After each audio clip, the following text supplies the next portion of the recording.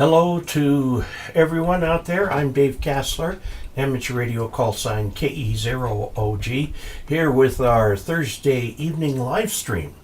The purpose of this live stream is to chat with Augies all around the world and to try to answer questions that anyone may have. Also, sometimes I have a little bit of news, and we'll go over that too. So, I see, Dave Arnold is the first to say hello all. Russell K4QPR says hi Dave in the net. Ed Avila K6SDW saying hi from wet Sacramento. Well, I imagine that storm is coming toward us then. Hope not too soon. I'm supposed to fly tomorrow. Optical Man Jeff says, hi Dave, everyone from KE0OG in Sioux Falls, South Dakota, where it is 62 degrees and sunny. It is 72 here and sunny, beautiful day, although a bit windy. Sacramento, I'm glad you're getting the rain. You need every bit of that you can get. Even if it comes as a flood, maybe it can fill some of those reservoirs out there. I've been looking at the pictures of Lake Powell and Lake Mead, and boy, they're just, that's the Colorado River, and the Colorado River is the major life line for an awful lot of people out there. Neil March says, good evening all from cloudy Chehalis, Washington, or Chehalis. Tell me how it's pronounced. I know a lot of times local people will pronounce things differently just because they can. Like, for example, there's a place in Wyoming, Dubois, which normally would be Dubois, but they pronounce it Dubois. There's also a place in Colorado that is spelled Buena Vista, and they call it Buena Vista. I guess it separates the locals. Ouray, Colorado is just south of us, Ouray. And there's a Ouray in Utah, and there they call it Ouray. So, whatever. David Arnold says, his W4FSW says his first time to watch. Good evening and welcome. Be sure to subscribe and click like.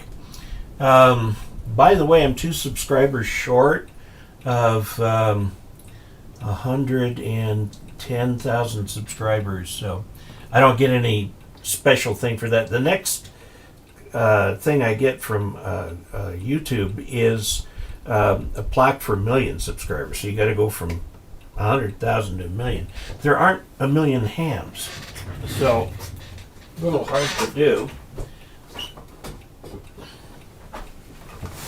Of course, I do have my 100,000 here from YouTube. Got that a while back. Nice thing to put on the wall or somehow conveniently include in the images of the videos that I make. Let's see. Whoops. We've got lots of people coming in faster than I can say hello to them. That's great. Let's see. Chuck Schreiber is looking forward to, he's N5KVO, 76 degrees there. It's starting to get a little warm. I hope the humidity isn't too bad in South Texas there. Looking forward to another great Thursday night live stream, so am I. And Harry Rundle, a long-time subscriber and patron. Good evening, fellow Augies and followers from AC3EK in Overly, Maryland. Cool 59 degrees and clear skies. Oh, the East Coast has gotten clobbered this year. Hello from Kansas City to Susan JBCO. K9GCP Radio says, hello, Dave and Augies. Wonderful 65 in northern Illinois. How's the flying going? Well, I put up another sky video last night. I went up, and I think my instructor had intended to solo me yesterday. And I did one bad landing after another, and one he had to intervene on. So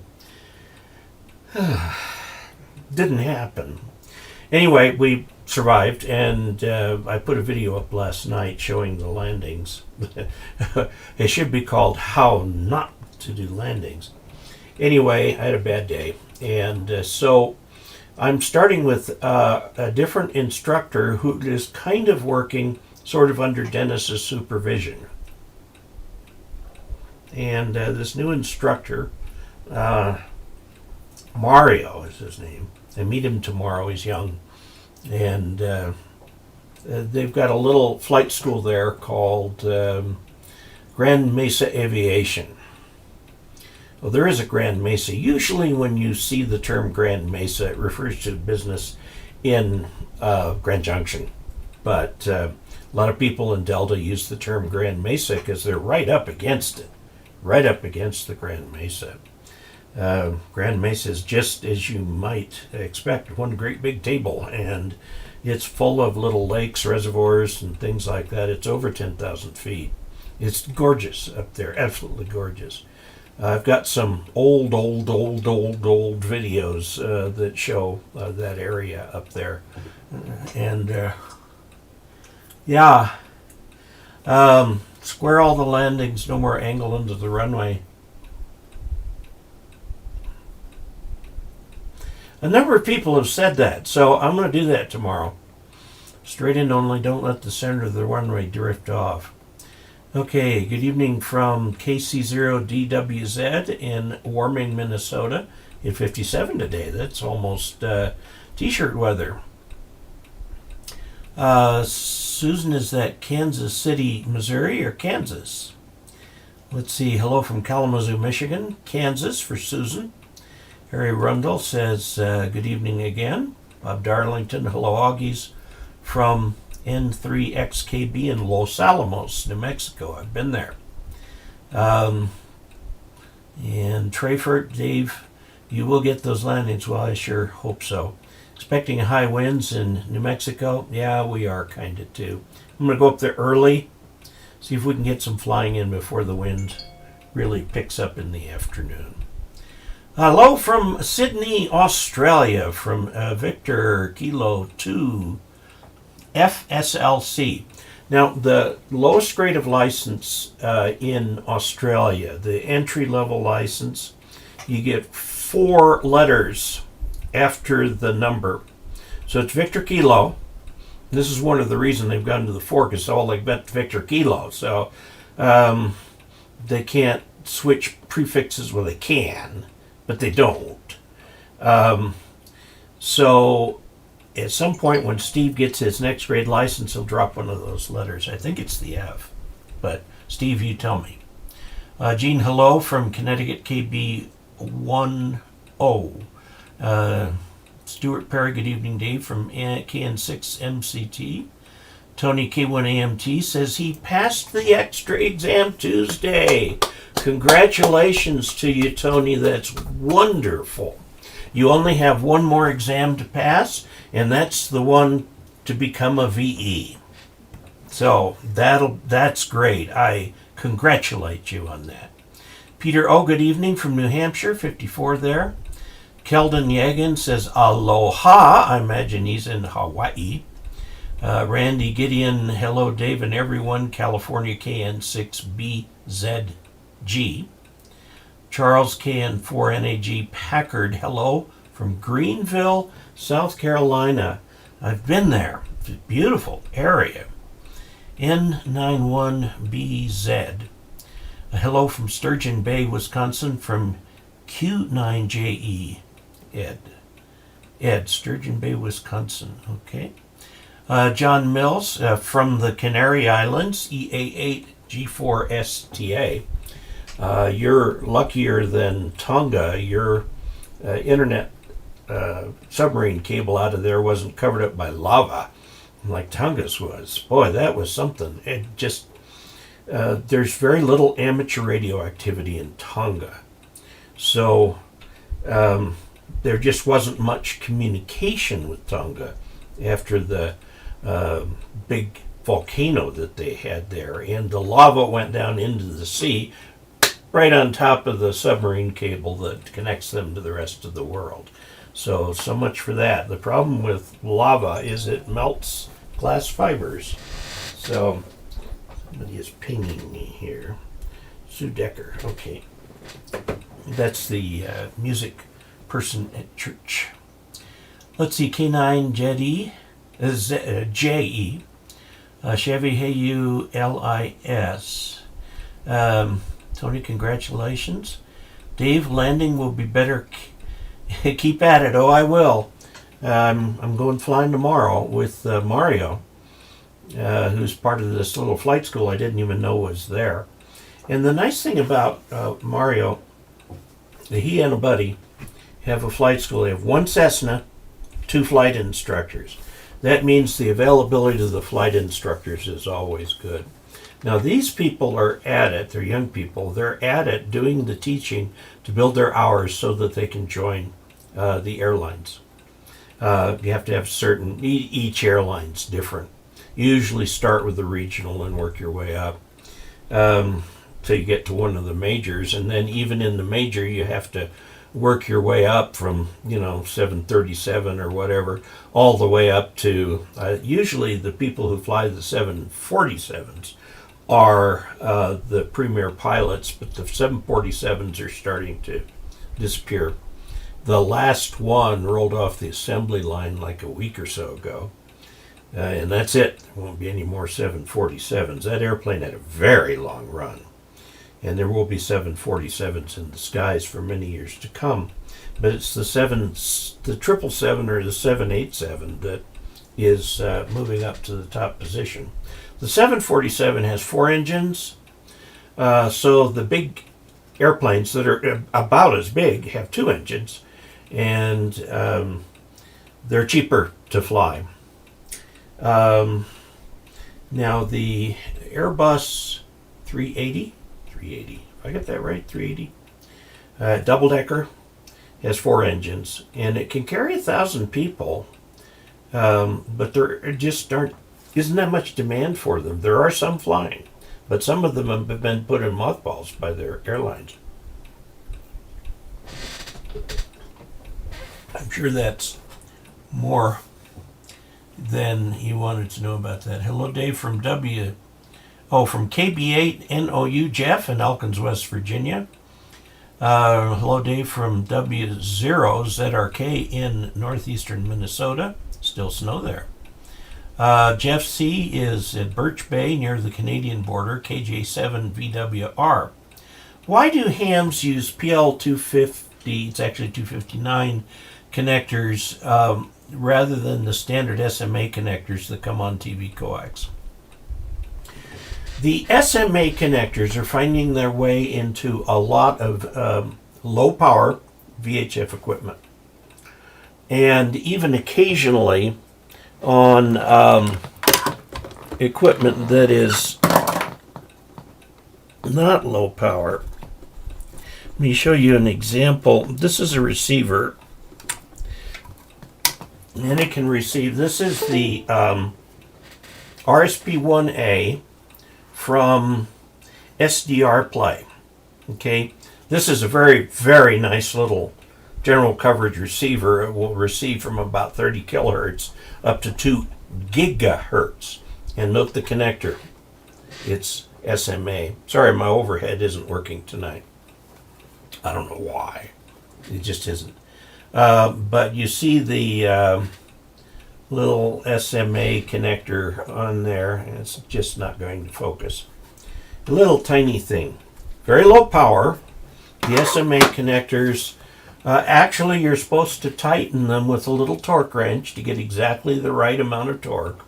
They're 50 ohms all the way through, or whatever you've got. Most of the Chinese radios, handhelds, have got SMA connectors on them. But for the handhelds. Now, for the bigger radios with more power, in the US, you see SO239s, which is the female connector, and the PL259 is the male connector. And traditionally, coax connectors have 2 male connectors, one on each end. And yes, you can get little what are called barrel connectors, which is female-female, and a little device about like that. So you can hook two cables together. I make use of that fairly frequently. So now in Europe they use end connectors all the way up into microwave. The PL259 are okay at VHF. They're iffy at UHF, but we use them. Your little tiny connector there, the SMA connector, which means something microwave type A. Anyway, these are used extensively now for low power. However, on QRP rigs, happen to have one here.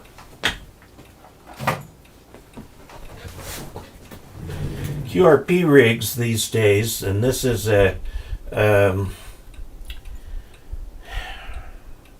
remember it in a minute. It's from QRP-labs.com, and this is the QCX, the very first version of it. And they use BNC connectors. And I absolutely hate BNC connectors for the very simple reason that my entire station is PL259 and SO239. So that means I need to keep a number of adapters on hand in order to go from these. I think, oh, it's QRP, everybody does QRP. And some of the antennas that are designed to go with QRP work have BNC connectors on them. Drives me nuts, because then I need two adapters, because all my cables are PL259. Now for high power work, you're going to have to do high power, I'm talking about 100 watts and more. You know, you're going to need to do a PL259, SO239, or if you're in Europe, an end connector, or if you are in the US and you are a rabid DXer or a rabid contester, you will do end connectors. End connectors will give you, if you stick them all on the lines and everything like that, about 1 dB gain. Well, for most of us, it's no big deal. If we go jogging and it takes us 5 minutes longer than the other person, no big deal. But if you're professional and you're going for the top, you know, the difference between a winning Olympic athlete and second place can be less than 1/10 of a second. Okay? And we give all the kudos to the winner and none to the poor guy who came in about 1 hair behind the other guy. It's just the way competitive sports are. And in DX and contesting, those are both very competitive, and the people who do those things are looking for that 1 dB, because it can be the difference between a contact made and a contact not made. Now, we're talking way less than an S unit. An S unit is supposed to be, classic S unit is 6 dB. Some of the newer radios do their S units at about 3 dB. It's a relative measurement anyway, because it doesn't take into account the feed line and the antenna. If you got an S9 signal at my place, well, does that mean it's on the hex beam or on a vertical? Well, they can give very different results, but I say it's an S9 signal. I don't know what the actual signal strength is. I just give the S9 or S5 or whatever. I usually give the S right off of the S meter on the radio here. It's easier that way. And I said, well, on my radio, you're S8.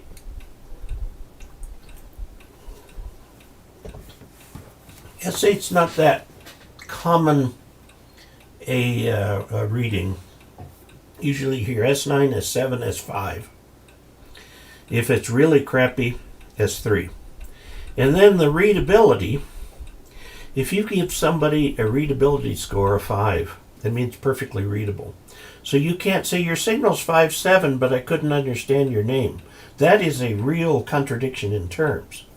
but almost nobody gives out a readability less than 5. The only number that changes is the S, 5 by 9, 5 by 7, 5 by 5, whatever. Occasionally I'll get a 4, and I don't normally give a 4 because I actually, Dave Casler, from your video, it looked like you didn't have precision. No, I don't know what that says. From the video. I got a bunch of comments when I asked for comments yesterday on that flight video. A lot of people saying the same thing, square up your corners. So I will do that tomorrow. I'm going flying with a new guy. So I'm going to have to learn his way of doing things, because every instructor I've had has done things very differently. So, there's the Kevin takeoffs and the tennis takeoffs, and anyway. Okay, let's see where we are. Elkins, West Virginia, W0ZRK in northeastern Minnesota, Jeff Birch Bay near Canadian border. Okay, he asked the question, why do hams use PL259? It's PL259 for the male and SO239 for the female. Rather than the standard SMA connectors that come on TV coax. Those are not SMA connectors. Okay? That is not a TV connector. That's an SMA connector right there. This is the female right here. And I've got an adapter here, which I probably can't get off of this thing easily. That's the male, and it goes back to, you guessed it, PL259. The adapters are on the television are type F connectors. And the center conductor is actually a little piece of the center conductor, and then there's a shell on it that screws down, and they're all crimp connectors. I've never put one on, or at least not successfully. Ham radio generally does not use F connectors. Now, this brings up the question of, well, what about TV coax, 75 ohms? And hams use 50 ohms. Well, your dipole antenna is going to be anywhere from 30 to about 80 ohms, depending on how high it is. And if you've got a lower band, like 40 meter, the optimum height for it is about a half wavelength, which is 66 feet. And most hams can't get an antenna that high. So they bring it down, which pushes the lobes up toward the sky and so on. And it will change the center impedance. Rarely will an antenna have a purely resistive feed point impedance. There's usually a little bit of reactivity in there somewhere lurking around, and that reactivity, which will be either inductive or capacitive, will keep you from getting a perfect 1-to-1 match. Anything under 1.6 to 1 is fine. And you can get by with 2 to 1. Now, if you've got a modern radio with the tuner in it, you can go up to 3 to 1. But, at that point, you are starting to heat your coax with the energy bouncing back and forth, but it will work. Okay, unless you're a contester or DXer and you are rabid. And if you are rabid, boy, you've got everything at 50 ohms, period. And you've built the necessary matching devices to make sure that it's 50 to 50 to 50 to 50. Okay? And that your antenna is at an optimum height and so on and so forth. In fact, if you take the problem with the multiband antenna is that as you go up in frequency, you start getting lobing on the up. I'd show you over here, but the overhead just isn't overheading. Nah, it isn't. Okay, basically what happens is You don't have a nice lobe going out there in front of you, but you have something that's got a lot of nulls in it. And some rapid DXing and contesting stations will have very tall antenna, and they will have, multi-band antenna at the top, a multi-band antenna 2/3 of the way down, another multi-band antenna down below that, to see which one has the better lobe that can get to the other end. Now, again, if you have like a multi-band dipole, like a infed half-wave, the optimum height for 80 meters is 40 meters. The optimum height for 40 meters is 20 meters.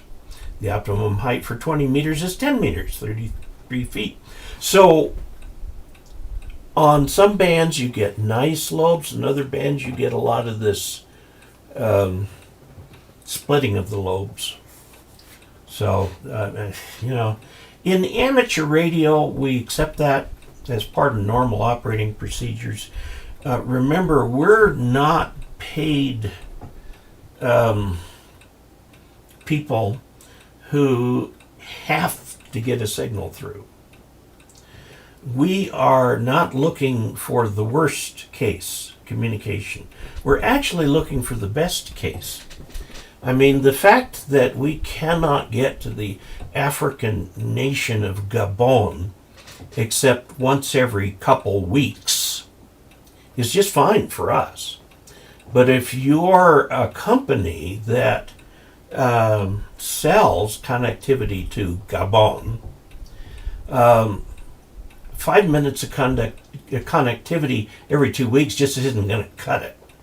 You need connectivity all the time. So that's why you're using undersea fiber and satellites and things like that. And the old, back pre-World War II and for a while after World War II, the telephone companies set up huge rhombic farms to get the best signal they could. And then they put up multiple receive antennas miles apart. Because if this antenna, the signal was fading, on this antenna it may not be. And that's called diversity reception. And if you're a rabid contester or a rabid DXer, you might actually have diversity antennas. And usually it'll be such that it'll fade on one while it'll be up on the other and then fade back like that. And what you hear coming out of the diversity receiver is a nice steady signal. So the technique is still around. There are a couple different ways you can do diversity. You can do distance diversity. You can also do polarization diversity, where you've got a horizontal antenna and a vertical antenna. Now, granted, any signal coming down from the ionosphere is circularly polarized, but sometimes it's a little squashed, so maybe one antenna will work better than the other. Another thing you can do is put up two circularly polarized antennas for HF, big, and have one polarized right hand, one polarized left hand. I mean, there's all kinds of things you can do if you are a rabid DXer or a rabid context tester or just plain rabid. Okay, so anyway, that I hope answers the question a little bit. Robert Edwards, I kind of forgot to finish on that thing that I was talking about, was that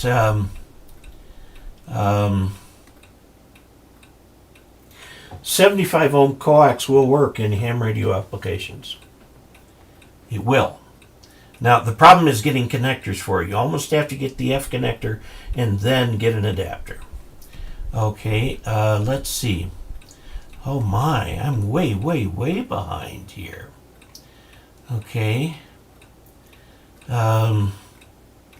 I'm sorry, I'm going to end up skipping some people here, and I really apologize. We've got the greetings from the Canary Islands. Okay, Birch Bay, Canada. Oh, correct on Buena Vista pronunciation, yes. I look great. Well, I feel good. I'm still going to check in with my pulmonologist at the end of the month and see how things are going there. I have oxygen right here if I need it with oxygen. Oh, Johnny Vu, a new to ham radio waiting for an ICOM 7300 to show up. Well, congratulations, 88 IQ in Cleveland. Cleveland is just around the corner from Dayton and Xenia. Plan on going to the Dayton Ham Fest. You will be blown away. Okay, hi Dave, 4 Golf 1, Foxtrot Charlie, India?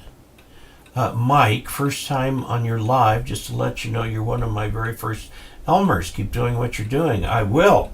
And I just today got a soft copy of the new technician manual.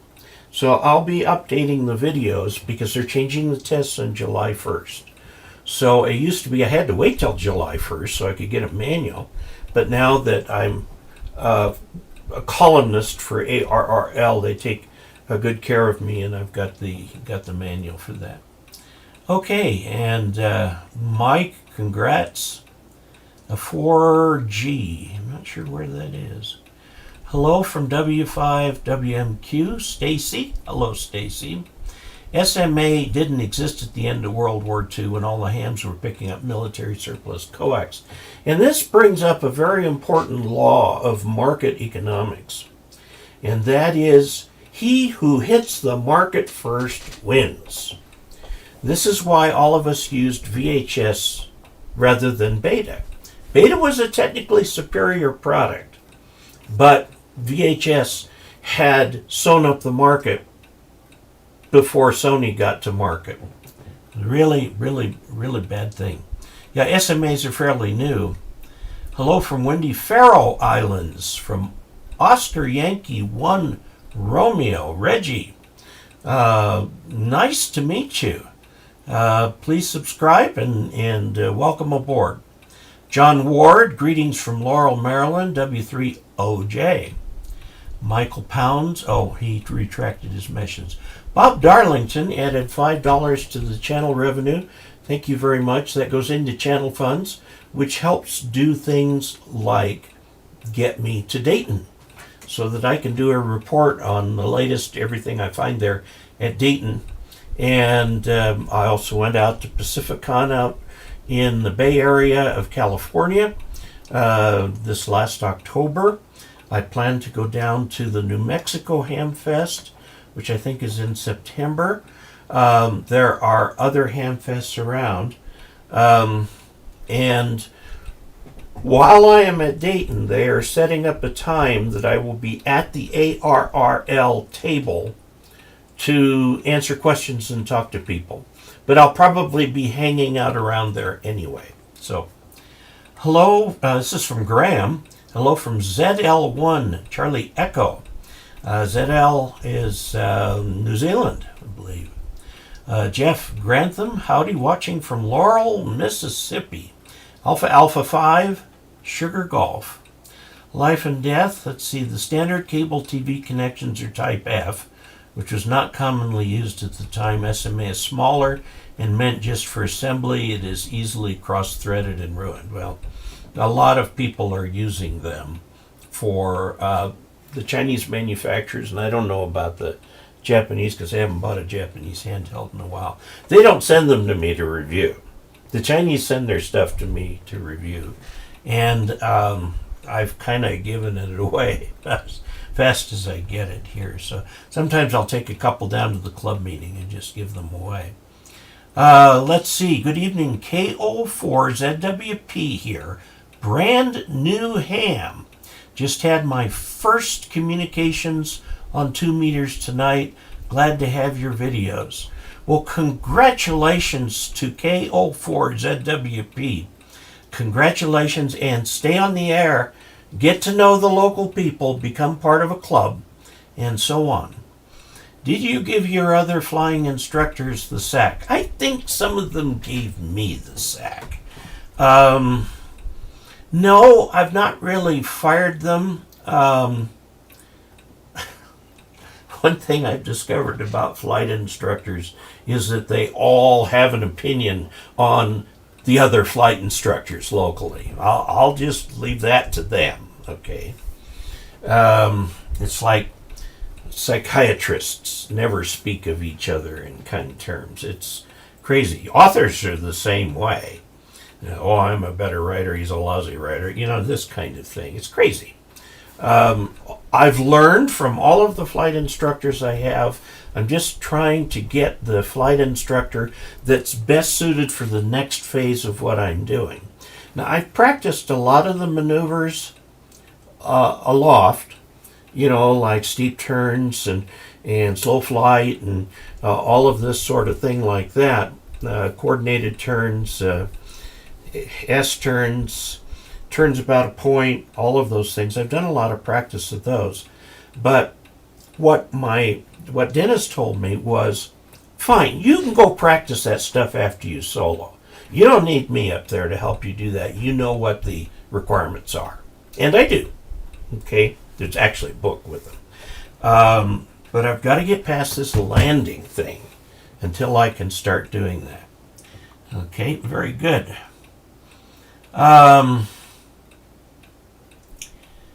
Do you give your other flying instructor SAC? No, I did not. In fact, he suggested this guy, and I will still be working with Dennis. Dennis is a pilot for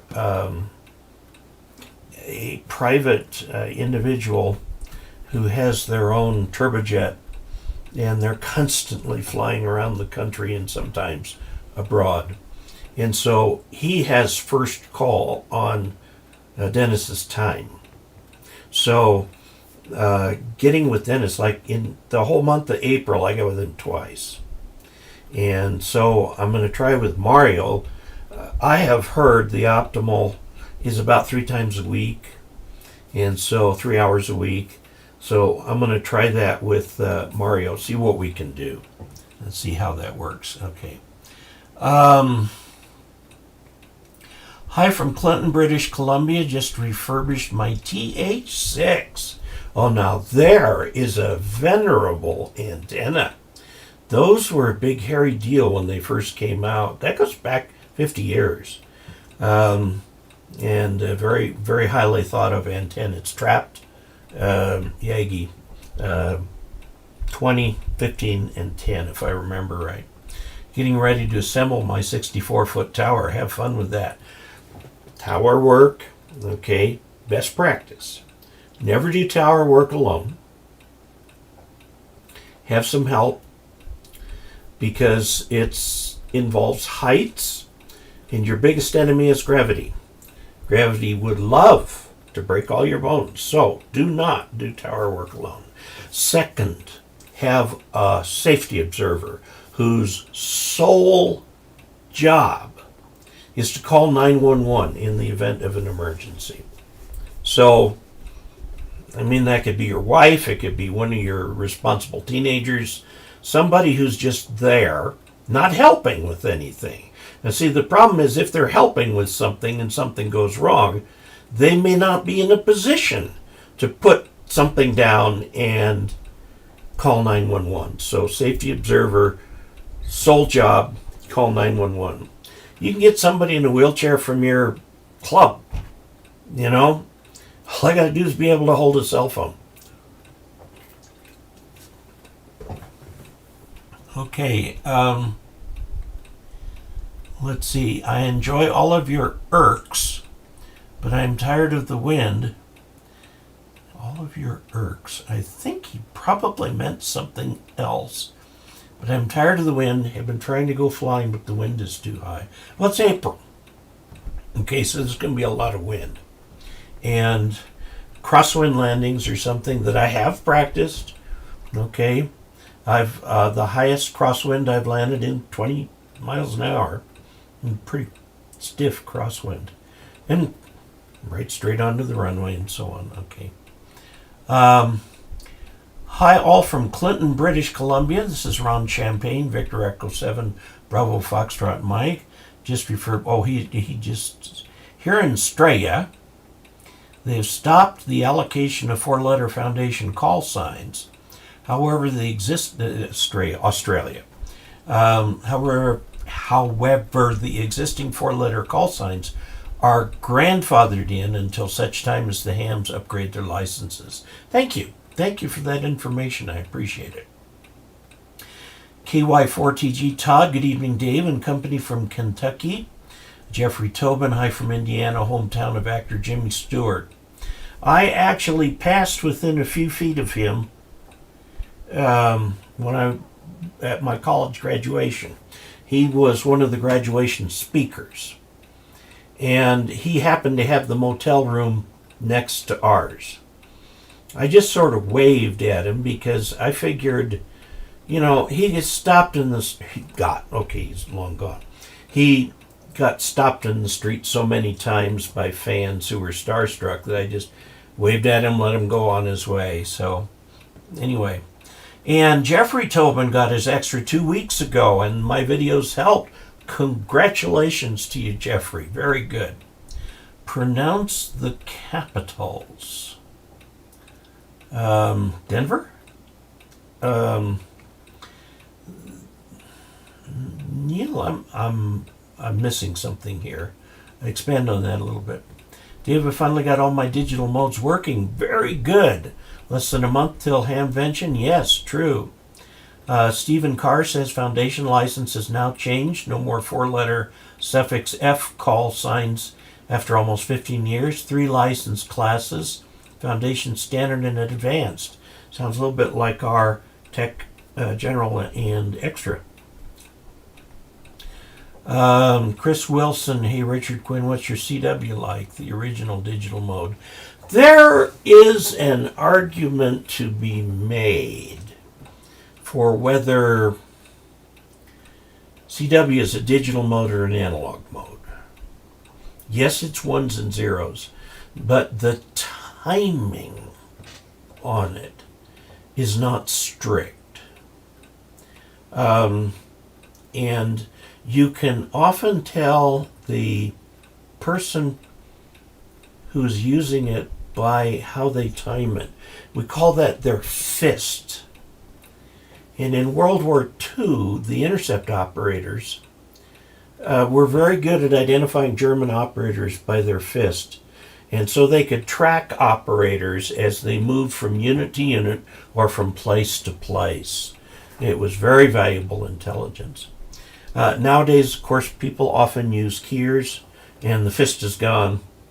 I find that when I do manual telegraphy, my dits are about 1/6 of the length of a dash.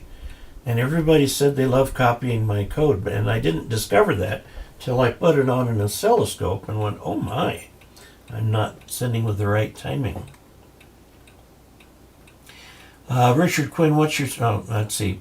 Why are voltage and current 90 degrees out of phase on an antenna if they're supposed to act like a resistive load? The answer is they're not. Okay, they're not. If the voltage and current are 90 degrees out of phase, no power is transmitted. Okay, because there is no power. If you run the equations on a sine wave moved 90 degrees over and you multiply the powers, you're going to get positive power, negative power, positive power, negative power, which is okay in a reactive circuit. And you add it up to 0.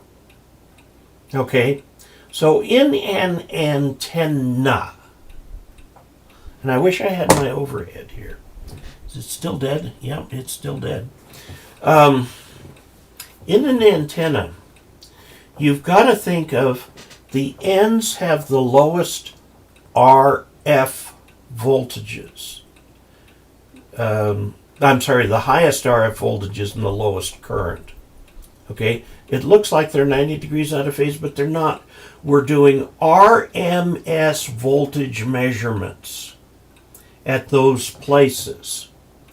And it is the current in the antenna that does the actual transmitting, because the changing current in the antenna induces a magnetic field around the antenna, which is changing at an RF rate.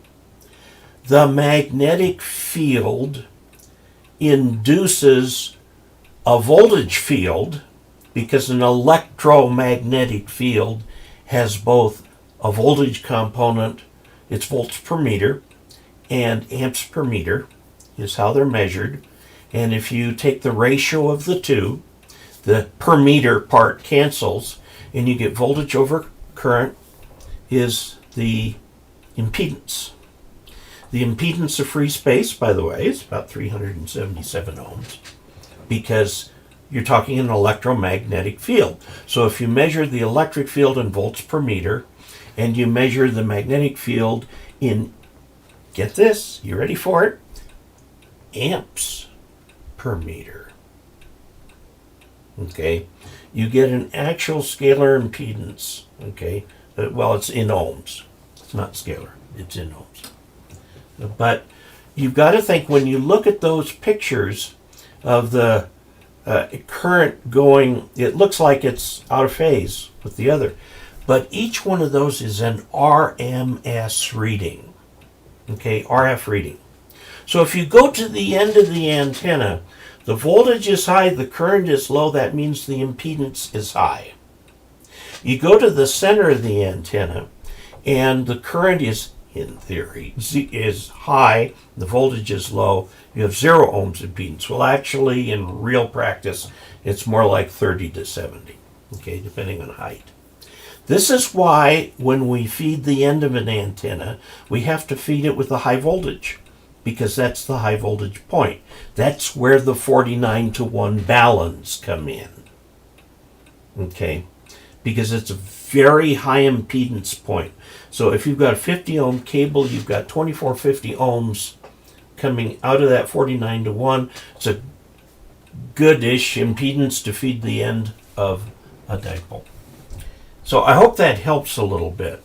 The current and voltage are not out of phase in an antenna unless you're radiating no power. If you're going to radiate power, they can't be 90 degrees out of phase. Okay. There's also a misnomer, and I actually gave a presentation on this at the last Albuquerque Duke City Hamfest,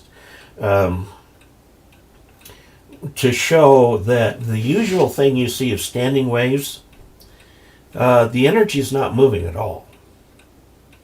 You're sending energy and you're getting all of it back. They'll give you standing waves. If you're sending energy and getting only part of it back, the wave has to move power. Otherwise, no power is transmitted. So, anyway, and I did a video on that quite some time ago, too. Okay, foundation licenses, CW. Lieutenant Colonel Nicholson. Dave, are new transistor ham radios susceptible to power, solar flares, or EMP? If unplugged from the antenna but not in a Faraday cage, probably they are not susceptible. I had my station struck directly by lightning once, and my radio was completely disconnected from everything, and it was fine. No problem at all. EMP, the only data we have on EMPs from the starburst tests in the late 50s. Everything written about EMP since, if you trace all the footnotes, it goes back to the starburst tests. Okay, so there's been a lot of people pontificate on that subject. The bottom line is that lots and lots and lots and lots and lots of things have changed since the 1950s. The electric power grid now is self-resetting after a lightning strike, whereas when I was a kid in the 50s growing up, if lightning hit a power pole, we had to wait for a truck to come out and restore it. And that's no longer true. They're self-resetting. The big transformers and so on have all got protective circuits to disconnect them in the event of a Carrington type of an event. Okay. Also, I consider it best practice and urge you all to do this, that all of your coaxes first go to the ground rod where there are lightning surge protectors, like the Alpha Delta or the Morgan or something like that, or polyphase. I prefer the Alpha Delta. Down there, and then come up, and even my switches up here are made by Alpha Delta and have surge protectors in them. Okay, so if there is a lightning strike nearby, it's not going to affect my transistor radio. Now, direct strike, and all bets are off. Okay, direct strike can be super nasty. Like I said, that direct strike ruined the modem in my computer. It ruined my garage door opener. And my power supply, the chip in it had to be replaced. That was a bug. It arced over my antenna tuner. With that particular little tuner is still an issue because every time I go by it, I've got to get down in there and get that thing out of there. I broke it loose and still used it. And the radio was fine. And the antenna itself, a neighbor saw it hit the antenna. The antenna vaporized. And about halfway down the coax, it literally blew out the coax. And, I was asleep on the couch when that thing hit. And my, oh my, I was awake in a heartbeat. But in terms of EMP these days, I would recommend the following. Lightning surge suppressors on everything, including your control lines to like rotators and stuff like that. You can buy them. I've got one here someplace. This right here is from Step IR, and it has 8. Now each of these is a surge protector, so there are actually 8 positions here. You attach a cable to it and then it goes off where it goes.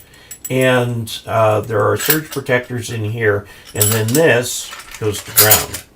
And so that'll help protect.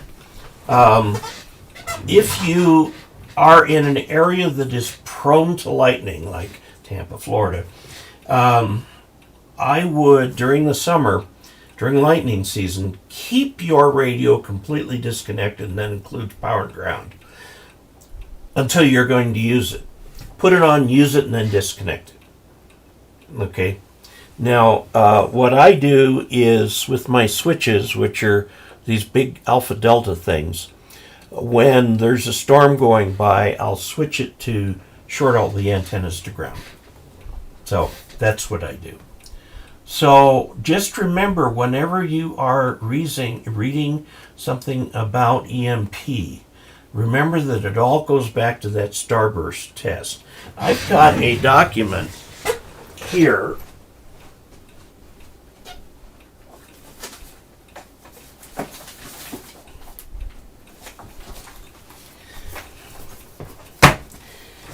It's called Electromagnetic Pulse Protection and Resilience Guidelines for Critical Infrastructure and Equipment, and notes dated 2019, and this is a government document. Okay, the National Cybersecurity and Communications Integration Center, Arlington, Virginia.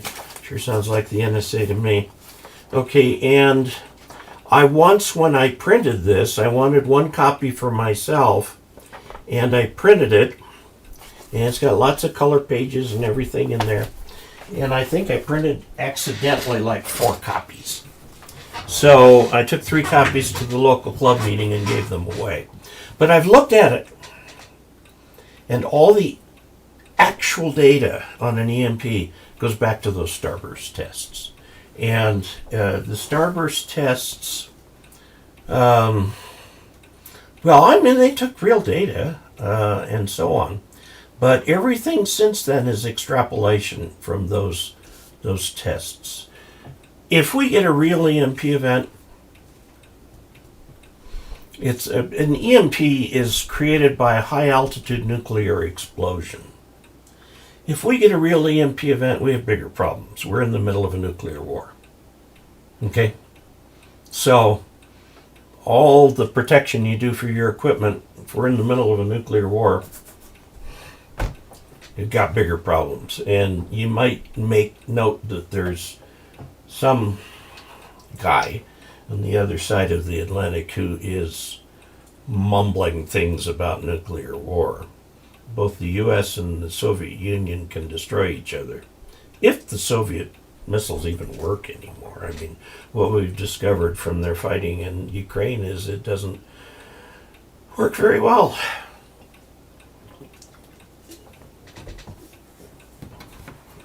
Okay, let's see here. Let's see, Dave, the new transistor radios, there are a lot of protective circuits in there. Now, the first transistor radios did not have the protective circuits. The U.S. government spent a fortune hardening all of the AT&T landlines and the microwave links. Okay. However, everything in the country has moved to fiber optic cable. If the fiber optic cable is above ground, there is some indication that it will darken the fiber. But if you bury it, there is actually a tunnel that goes all the way from Washington to Cheyenne Mountain, telecommunications tunnel that puts cables far underground there. And I assume the tunnel's still there. It was put in back during the 50s, 60s, and 70s, and so on. There's lots of stuff that's been done because KE0OG, or in this case ICOM, does not want you to get mad at their radios just because there was a nearby lightning strike. Now again, direct strike, everything's off. A direct strike will do, it's like an 800-pound gorilla, you know. Where does an 800-pound gorilla sleep? And the answer is anywhere he wants. And the same with the lightning. You get a direct strike, what will the strike do? Anything it wants. Okay. There are approaches like tall buildings, skyscrapers, and so on. They're going to get hit by lightning. It's going to happen. So they have diffusion techniques and grounding so they can get that lightning strike down to ground without blowing up everything in between. I mean, the last thing you want is for an elevator cable to fail or something.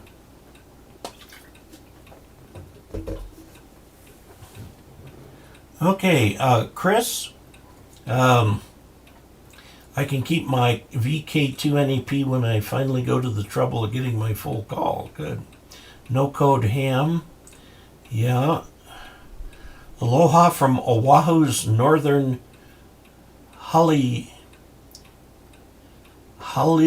Iowa. Undoubtedly, you pronounce every letter in a Chinese name.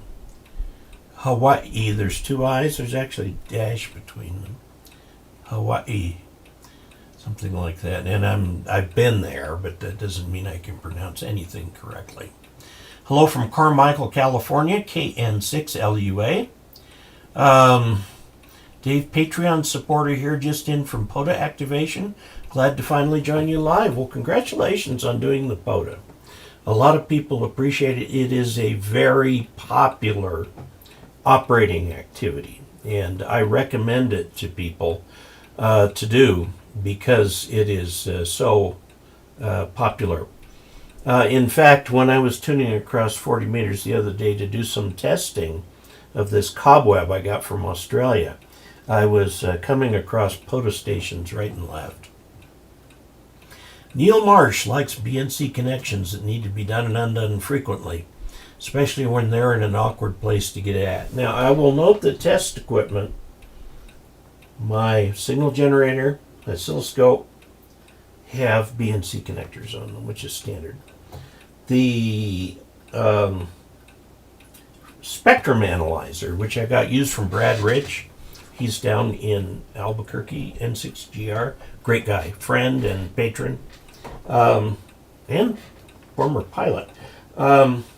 Anyway, it came with N connectors, so I sent away for some N to BNC connectors and used BNC on everything with it.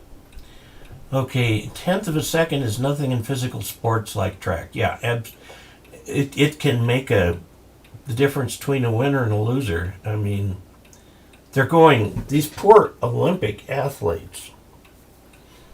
I mean, you can't just go over there and run. I mean, everything. The shoes are custom fit, the clothing is custom fit. They get coaches in to analyze the running style, the stepping style, how you pull your foot off the ground, everything, because they're going for that last tenth of a second. And it's pretty amazing. Okay, let's see. I'm working on a vertical wire antenna. I have a ground plane with at least 30 ground wires. What Ballon would I recommend? I would not. Vertical antennas are not balanced antennas. They are unbalanced antennas. The ground plane is designed for connecting to ground, and your coax is connected to ground. If you really want to put in a nice vertical, put in a ground rod right at the base of the vertical, connect it to all the radials, then you connect the shield of your cable to the ground rod and the radials, and then you connect the center conductor of your cable to the vertical part. Okay, that's an unbalanced antennas. Verticals are inherently unbalanced, unless you are doing one of the verticals that doesn't need a ground plane. Those are half wave, electrical half waves. There's a lot of loading in there. Okay, and they're in-fed. And they'll often have a counterpoise to, quote, work against. Any Ballon, etc., is built into the antenna, just plug in your coax directly. Now, if you're doing a dipole, and in a recent edition of QST,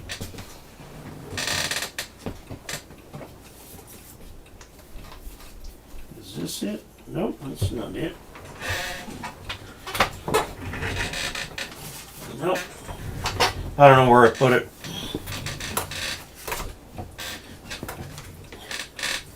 In the latest edition of the Ask Dave column, I wrote in there that whether to put a Ballon at the feed point of a dipole is a debated topic. Some people think you have to have one there, and by rights you should. It's a balanced antenna and you're feeding it with unbalanced coax. You should have a Ballon there. However, I was once, when I was in the Air Force, I was helping operate a special event station in a nearby town, and they had put up a 80-meter dipole with a Ballon. And doggone, they could not get that stupid thing to tune. So I went back up there, and I think I cut the connector off the cable and stripped the wires out, took the Ballon off, connected the cable directly to the antenna, and we had a fine time with it. And ever since then, I've been very skeptical of Ballons for dipoles. Now, I understand that it should have one there, but it certainly, many hams have made them work without the dipole there. So what I wrote in there is, if you want to put a dipole in, here's what you do. A lot of people don't like dipole, the antennas. It's a point of contention, vigorous contention, and I happen to side with the don't bother with the Ballon. Okay. And I got a vigorous letter from a reader who said, I vigorously disagree with you. And I says, everybody vigorously says something on this topic. And he wanted me to publish his letter, and I went, when I wrote the Ask Dave article, I actually covered both points of view, and I don't feel any real pressing need to add to that. Plus, my column is peer-reviewed, and one of the things that I insisted on in my contract with the league is that my articles are reviewed by an expert. so that I don't say something stupid. Anyway, I said, if you want to send a letter, send it to Technical Correspondence at Deley. Maybe they'll publish it. They get quite a few letters. But yeah, it's, I guess, considered best practice, sort of, to put a Ballon at the connection between the coax and the dipole. But I don't.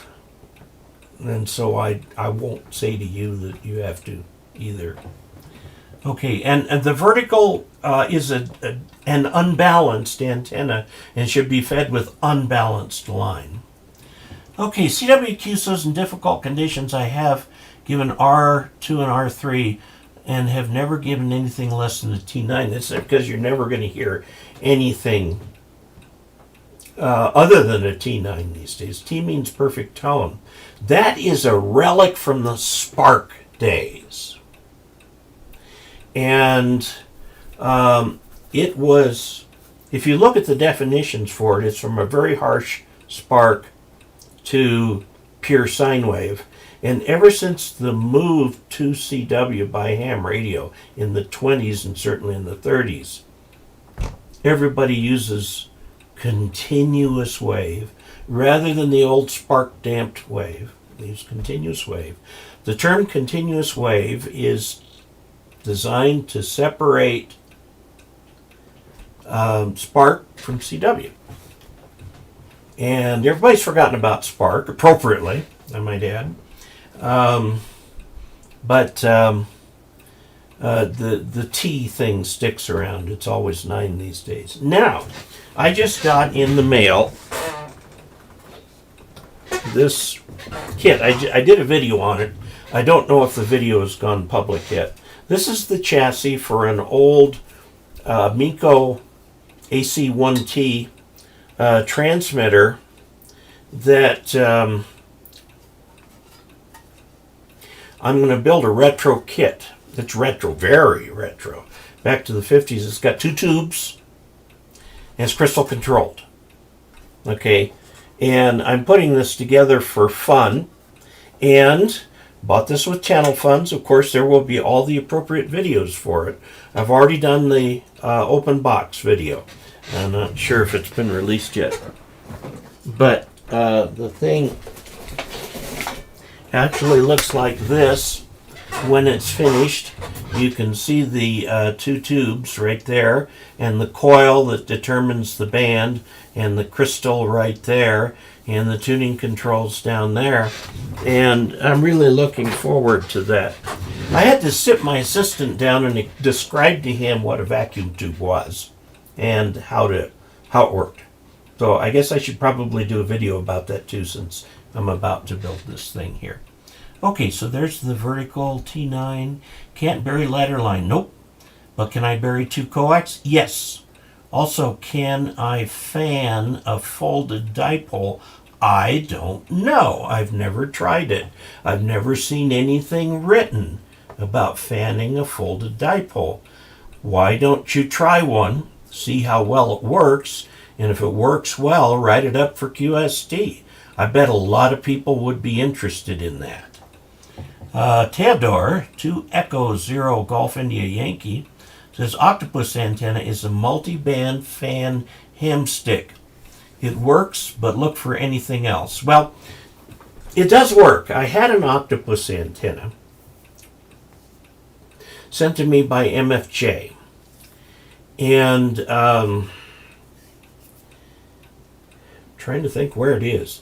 The MFJ centerpiece that holds the things together just bent like crazy. The one that comes from Chameleon for the center hub is much stronger. And I think the MFJ one is much stronger now. The one I had was just flimsy. I think I gave it away at the Ham Club. It does work.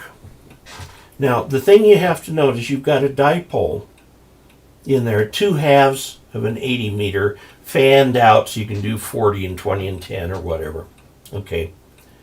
It doesn't look like a full-length dipole, but it works like a full-length dipole. And why is that? Because it's heavily loaded coils in the base of that thing there to give it the loading, to give it enough reactance So remember, short antennas are capacitive.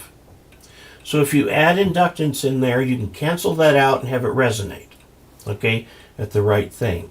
Now, it will radiate just like a dipole because it is a dipole. However, there's no free lunch. And what you lose by loading an antenna is bandwidth. In other words, you increase the Q so that the bandwidth narrows and the antenna will not cover the whole band. Okay, so that is the thing. There's never a free lunch. Now, before I go on, we've still got lots of comments to take a look at. I wanted to show you something. The giveaway for this month, for the April entries, is this power supply.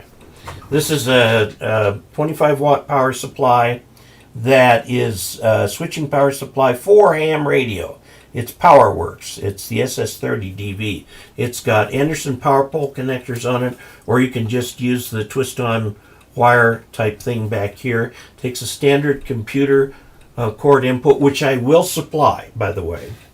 Wonderful little power supply, nearly bulletproof. And I've used it for years, but that's not the reference station power supply. The reference station power supply is the Samlex SEC 1235M. So I'm not using this anymore, so why not give it away? Now, there is a family in, well, the postmark is McKinney, Texas. I looked it up. If you go to the Dallas-Fort Worth area in a circle, in the upper eastern corner is the city of McKinney. It is only surpassed in size in that county by Plano, Texas. 1, 2, 3, 4, 5, 6 cards from the same address. And I wish I had the overhead. I could show you these. This one is from Polaris Sanchez, KI5RYS. This one is from Luis Sanchez. I'm putting these up because they have P.O. boxes, so that preserves their privacy. KI5RYT. This one is from Samara Sanchez, KI5RYU. This one is from Zedek Sanchez, KI5SAY. This one is from Alba Sanchez. I looked up all these calls on QRZ just to make sure they were legit. They are. Okay, KI5SWB. And this one is from Brisa Sanchez, KI5SWD.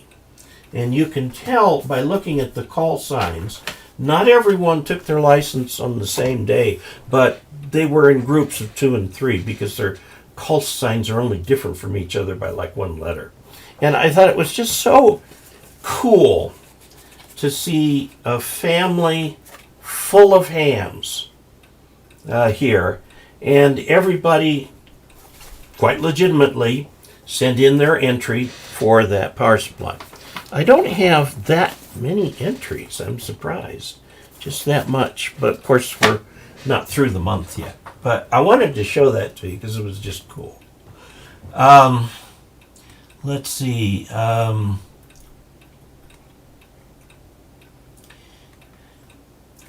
my.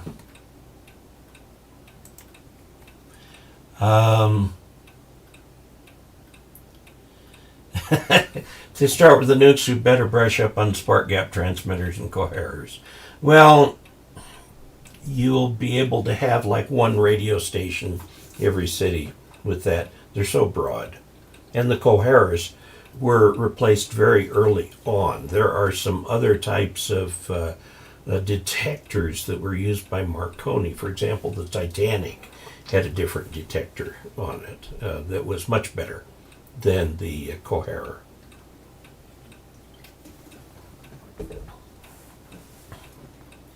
Let's see. Now we've got so many. I want to go down here.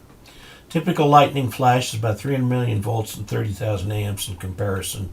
Household current 120 volts and 15 amps. Yeah. A lot of people have thought, is there any way of harnessing all that energy in lightning? And so far nobody's come up with a way of doing it. It's just too overpowering. And I apologize. There's so many comments here. I'm skipping through a lot of them. Many apologies for that. Let's see. Michigan tunnel. The tunnel was on the History Channel. Tom, if you can send me a link to that, I'd like to see that. I heard that during the nuclear tests in the Pacific, the 10 meters and 6 meters propagation of Y was rock solid for days. And we just had a major solar flare. Okay? And you can tell there's a major solar flare when there's major aurora activity. That's during the solar flare. And you get a geomagnetic storm out of that, and it can be a blackout for radio communications. But as the storm dissipates, the ionosphere goes from being overexcited down to perfectly excited. And then for a few hours later, it goes back to normal. So if you're really listening around after we get a geomagnetic storm, there will be a period of a few hours when you're going to have fabulous propagation. Okay, so keep looking for that. Okay.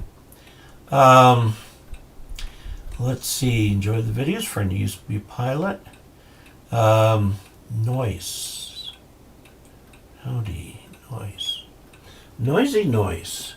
That's a character in one of Walter Tompkins' ham radio novels. That was one of the books that got me into ham radio. You can throw a mag loop together for 10 meters. True. Doesn't take up much room and works exceptionally well without a ground plane. True again. Absolutely true. There's a guy in Australia, VK3YE, I think, who writes books on this sort of stuff. He makes YouTube videos. He has a very didactic speaking style, and I think that's kept people from really making his channel popular, which is a shame because he's got excellent information. But he talks about making your own loops. You know, coaxial cable has so many picofarads per foot. Well, if you need so many picofarad capacitor, why not just use the length of coax? And that's what he does and shows how you can make these things work. The lightning info, can you comment on EMP and community? What would an EMP do to fiber? If it's the fiber is now, we're talking 30 years ago. Tests in nuclear testing was being done underground, and they noticed it would darken the fiber. You darken the fiber, of course, you're not going to communicate. That was 30 years ago. Corning, which makes a lot of the optical fiber, after all, they're a glass company, may have come up with a different formulation. I don't know.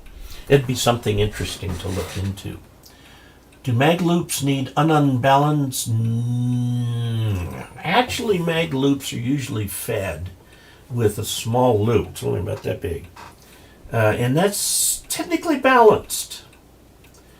A Ballon would not be amiss, but may affect the tuning of it a little bit. Try it either way. Optical Man Jeff has thrown $15 into the channel fund, says thanks for everything, and you're certainly welcome. And Jeff, you are a very constant source of contributions and good ideas, and I really appreciate having you as an Augie and a patron and a supporter and a friend. Eric D, good evening D. Question, what size toroid would I need to purchase to make a Ballon for 10 meter half-wave dipole? Now you have hit an area of my knowledge that is really deficient. and that has to do with toroid cores and everything. There was an article a few years ago on QST that kind of summarized that information, but I can't find it. I guess I haven't looked hard enough. I need to persevere. I'm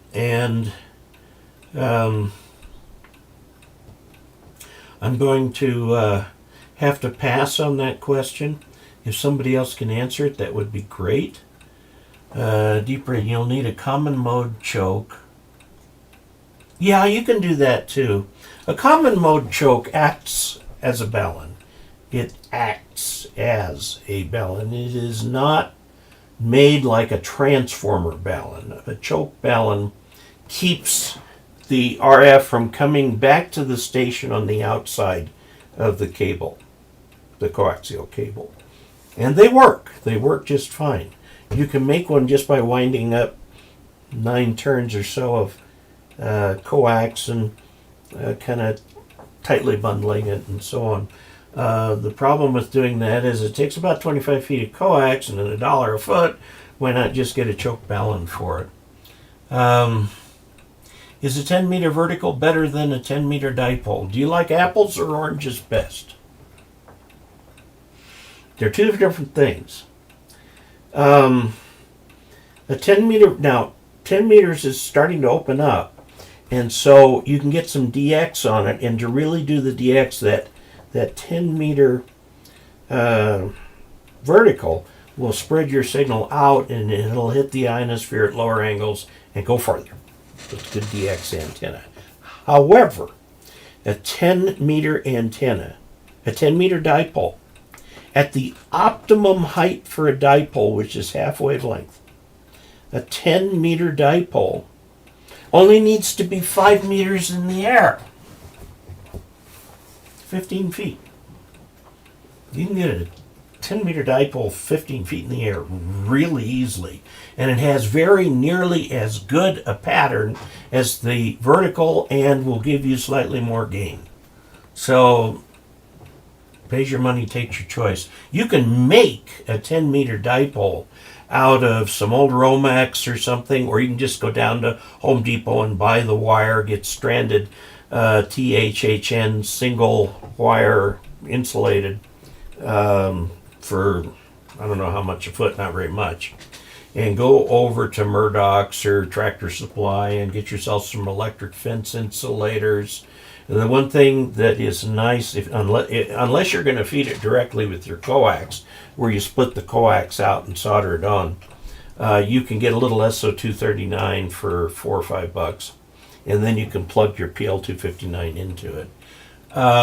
You can make that dipole really cheaply. The vertical is a little more expensive. Okay, but they do work. The usual toroid plus cap setup. Yeah. If I were to buy a ground plane, I'd get the high gain super penetrator. I'm not familiar with that particular antenna. I'll have to look it up. And I'll be at Dayton, and I'm assuming that Martin Jute will be there too. He's getting old, and he's had some medical problems. He's over 80. So we'll see who's there. I'll certainly talk with Richard Stubbs, who's their marketing manager, about... and I'm a little surprised they use the word penetrator.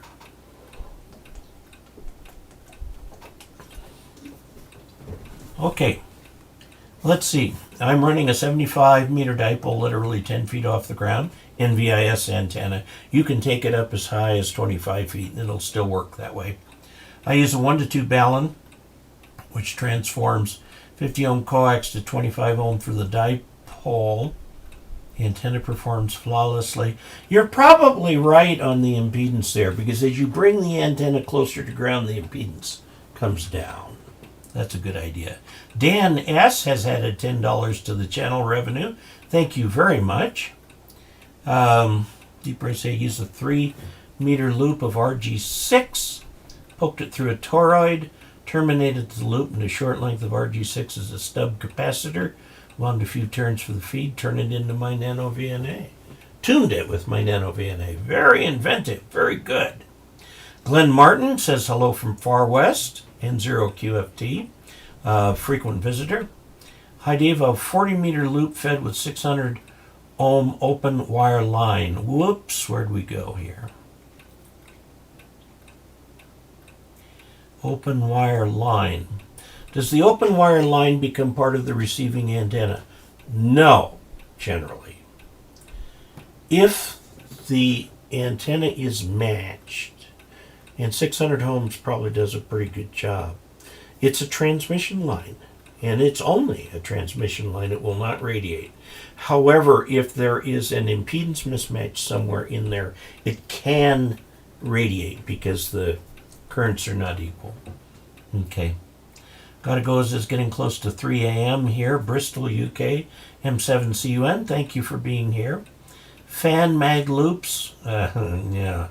I think I tune the mag loop just on one frequency at a time. My father made a mercury vapor tube power supply for his B&W Linear. What a beautiful sight those tubes gave. Oh, yes. Yes, they would. SoFort99 says, thank you, 73. Yeah, we are running short time. We went over yet last week. I'm sorry about that. Not for small segment, 50 kilohertz or so, fine for CW or 450 500 in the voice segment. Just swap the stub. Okay. Craig sends $5 to the channel funds and says, Dave, thanks for all your help with amateur radio instruction. As this old dog passed his FCC exam, and I am now KDN. Okay, I think that N is supposed to be a number. I'll guess 8, but I'm not sure. KD, a number, and then UQE after 40 years of wishing. Congratulations to you, Craig. Get on the air. Join a local club. You'll get more out of that club than you'll get out of anything. Just join. Now, you may have to do a little club shopping to find the club that's right for you. That's normal. There are some clubs where the same 20 people have been together for 100 years. Sometimes it's real hard to break into one of those. Our club president for the Montrose Amateur Radio Club has as one of her, and it is a she, one of her major goals is to increase the size of the club membership, the number of active members, and she is being successful in that. So join the club. You can go to the ARRL. Yeah, join the ARRL too. And there's a club finder there that you can use to take a look for where there are ARRL affiliated clubs around you. I'd say slightly more than half of the ham clubs in the U.S. are ARRL affiliated. Okay, Craig, Dave, thanks for all your help with amateur radio instruction. Okay, KDN UQE. KDN. That N needs to be a number. Check your license and come back to us with the number. But congratulations to Craig, yes. The family that hams together, bands together, there. There's always so much to play with. Oh, yes, big Leyden jar, yeah. I was military comms and did CWHF, VHF, and UHF. Then as a civvy, used 11 meters, 2 meters, 70 centimeters. That stuff is easy, but now with 10 meters, it is a challenge. Yeah, 10 meters is starting to open up. Okay, the Ciro Mazzotti antennas, I once made the mistake of making a snide comment about them. One of their products is called the Baby Loop. Now, to me, a baby product means dinky, cheap, not very effective. Well, it turns out that in Italian, it seems to mean a lot more. And I got a email and a phone call from DX Engineering, who is their importer, and they set me straight in no uncertain terms. But yes, those antennas are very expensive. They're about $2,000 each. But there is a group of ham radio operators who are price insensitive. Most hams are very sensitive to price, but some are price insensitive, meaning that they don't care what it costs. If it does what they want, they'll get it. And what they're being used for, and according to DX Engineering, when I talked to them, they've sold hundreds of these. The thing about this antenna is you can set it out in the backyard. It doesn't really need to be very high up. It'll actually work practically at ground level.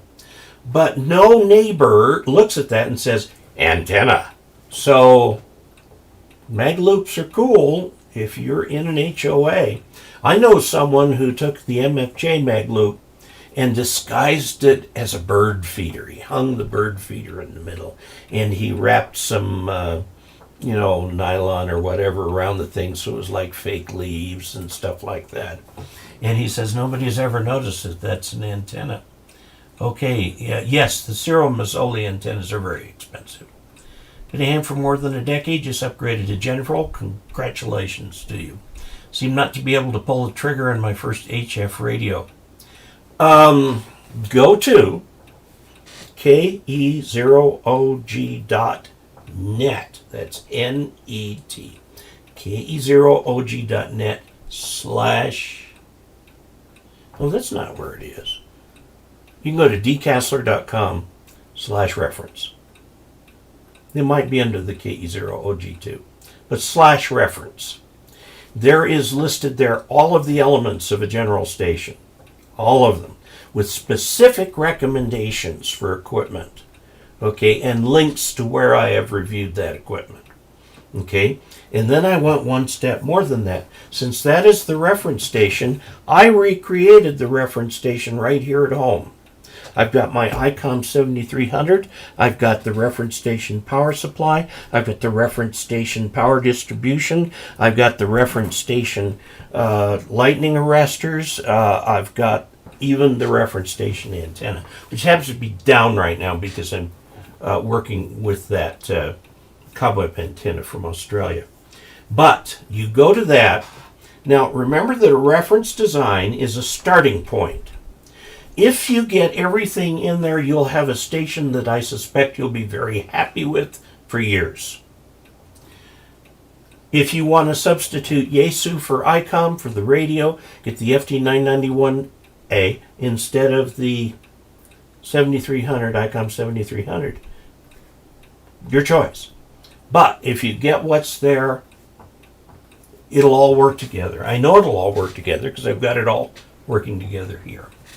Okay, I took my nice Yaesu FTDX 3000 and put it up on the shelf and actually went down level to the 7300, but I really like the 7300. Okay, Yaesu 7300 is about the most bang for the buck these days. That is absolutely true.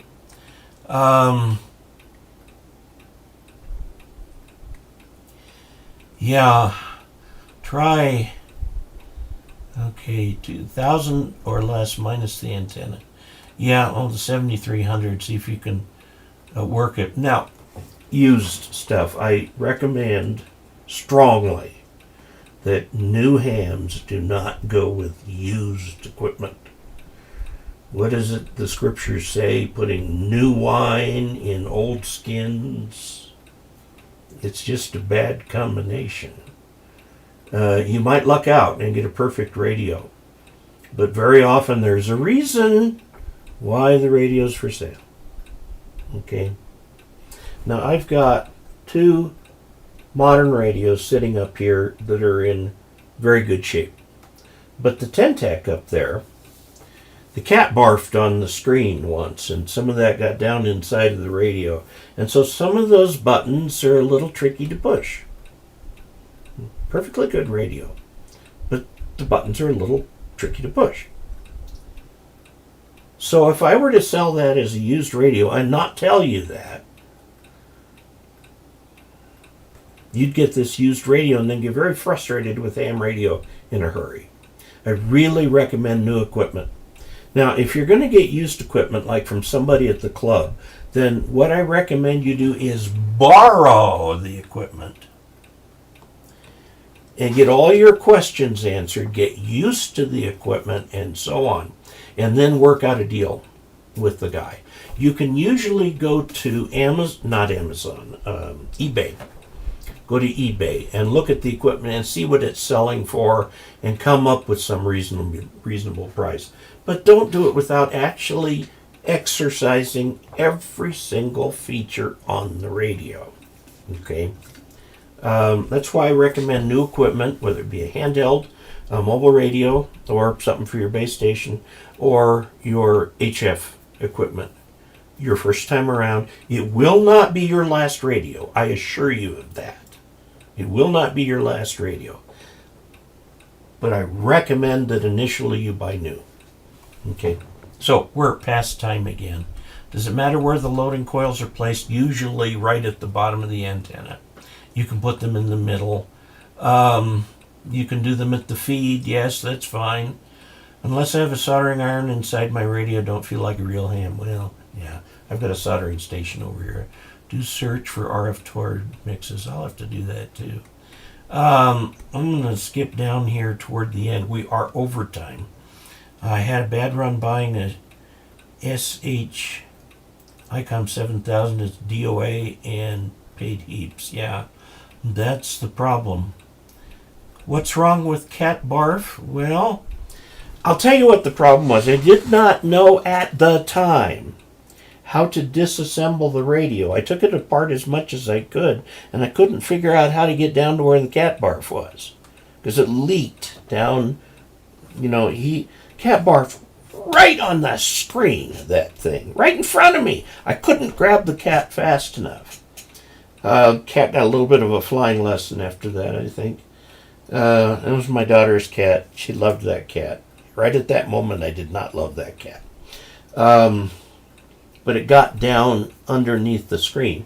Now, since then, they sent out a mod for the thing that had the instructions on how to get everything out. And I could have done it then. It probably would have worked a lot better. But I botched it up and shipped it back to Tentec. Paid somebody a small fortune to clean up and send it back to me. And like I said, the buttons are a little iffy on that thing. Okay. So,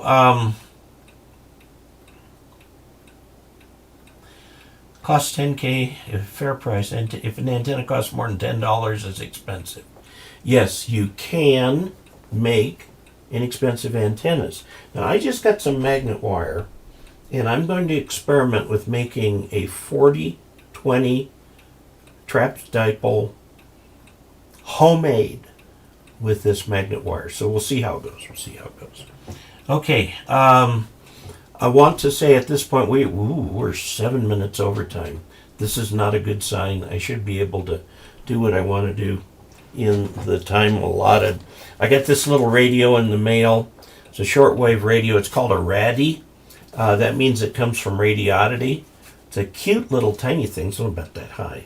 And I'm going to do a video on this very soon. They sent it to me for free. Shortwave radio is getting popular these days. There aren't that many broadcasters on anymore, but BBC has started broadcasting on HF to Russia because during the Cold War, that was the only way we could get our side of the story in. Okay, very good. Thank you very much. It's Hi Dave from Venezuela, Yankee Victor 6, Echo November Bravo. Very good. Yeah, don't borrow money to buy ham equipment. It's a hobby. Okay, you can borrow money to buy tools if it's your business. That's a business expense, and investing in your business is a valid thing to do. But don't borrow money for a ham radio. There's no return on investment other than your pure enjoyment. And don't, save the money and get the thing. My very first radio was a Heath kit. It didn't work. That got used. So I got a new HW16 and had a blast on the air. Okay. With that said, 73, and we will see you this coming Thursday, which will be April 28th. And until we next meet, 73.